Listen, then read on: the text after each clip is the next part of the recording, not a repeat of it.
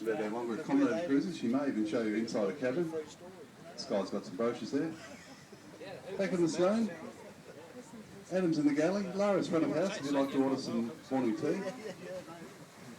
For your convenience, smoking is permitted on the upper deck aft. There are ashtrays back there. Also life jacket lockers.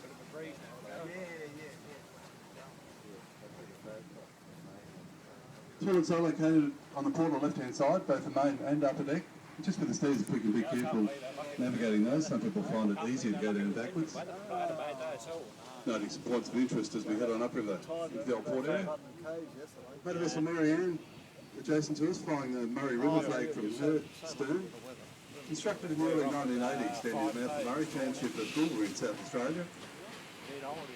Mary Ann's named after the very first steamer to fly the length of the river up to Echuca back in the early 1850s. Paddle steamer Canberra. She was also built out of Goulburn, but in 1912 as a single-deck fishing steamer. Canberra was one of the first vessels along the length of the river to commence the tourism industry back in 1944, when a second deck was added. Arriving in Echuca in 1966, she was purchased by the company that owned Emmylou 8 years ago.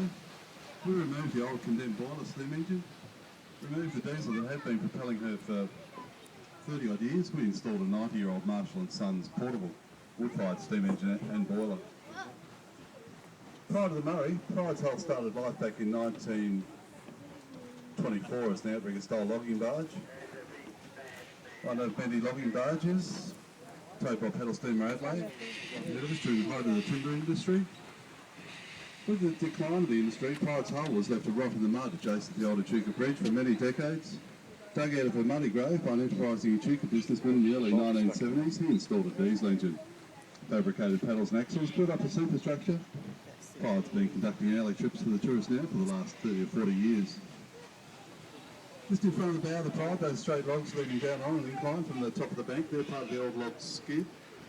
Barge is laden with freshly felled red gum, with deposit their logs at the base of that skid. Using a steam winch, they'll be hauled up to the top of the mill for processing.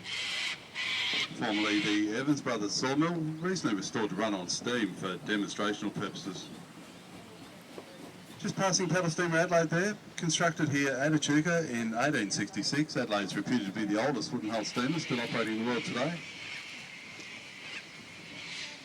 She spent most of her working life towing red gum laden barges from upriver to Barmer and Middle Forest down to the sawmills of Echuca. In Echuca's heyday, there were over a dozen sawmills operating in the area. Those three vessels adjacent to us, they're all privately owned, propelled by steam engines similar to ours, imported from the UK over 100 years ago. First one there, Henry Charles with the upper deck of wheelhouse, constructed in 1999. Next we have paddle steamer Ranger with the burgundy trim, constructed in 1909 as a fishing steamer commissioned for the Connors family of Boundary Bend, downriver from Swan Hill.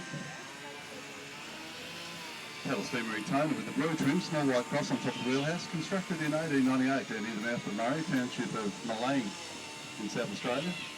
Etona spent most of her working life spreading the word of gospel up and down the river, conducting weddings, christenings and church services.